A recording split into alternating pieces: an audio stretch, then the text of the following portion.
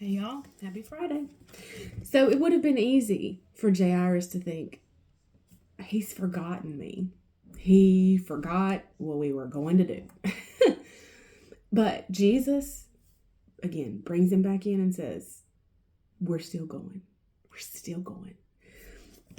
And Psalm 121, verse 3, I love this connection.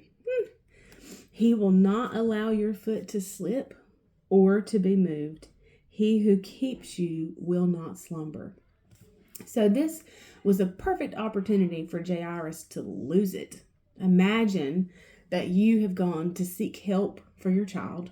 You're on the way, you've got it, you're coming, and then something happens and you receive the news that the worst has happened and you should just, give up. Don't bother him anymore. She's already gone. But Jesus, he reminds Jairus, he pulls him back in and says, don't fear. Don't be seized with alarm. He will not allow your foot to slip or be moved. Now let's define this. To slip is to be lost, to slide out of place or away from support or one's grip. He did not allow Jairus to fall away from his support or from his grip. Hey, I've got you. We're going.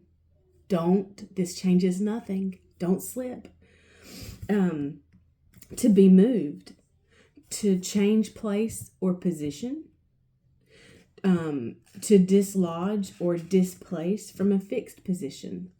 So Jairus has got Jesus, and they're going back to his house. Well, those that came said, let the master go. Jesus didn't let him go. He didn't let Jairus go on without him. He said, just wait. Just keep believing. Keep believing. Don't change your position. We're still going to your house. To slumber, to sleep, to be slothful or in a negligent state, or to lie dormant. Jesus stopping to have a moment with the woman with the issue of blood was not him being slothful or negligent towards Jairus and his situation. Jesus, he spent a lot of time with the Father. And Jesus, as John 1 tells us, it was the Word in the beginning. He was with God. The Word was God. And all things that were made by him. And so Jesus, knowing the fullness of God and the ability and the power of God, that's what he came to the earth here to do. 1 John 3:8 tells us that he was made visible and manifest to destroy, undo, and loosen the works that the devil had done. And so this sickness and death was obviously a work of the devil. God doesn't operate in that way.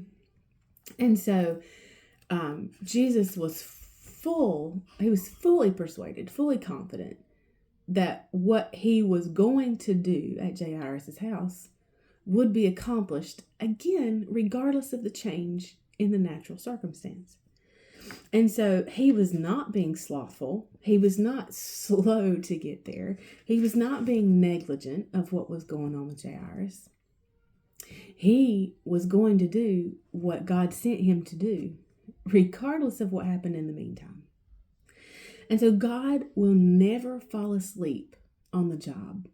He is always aware of you. When we are in him and established in him, we will not be moved or we will not slip. Our footing will be sure. But here's the thing. His word, what he has said, his promises, is the only unchanging place on which we can place our hope.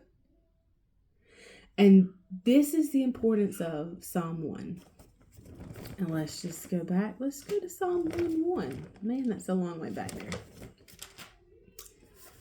So we find our delight and desire in the law of the Lord. And on his law, his precepts, instructions, and teachings of God, we habitually meditate, ponder, and study by day and by night. So when we are that intimately acquainted with the Word, just like Jesus was intimately acquainted with the Father, we can overhear and ignore. We can be aware of and move on. Because we know he who promised is faithful.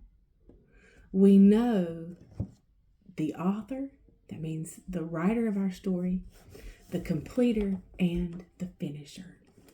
We'll pick up here next week. I'll see y'all then. Bye, y'all.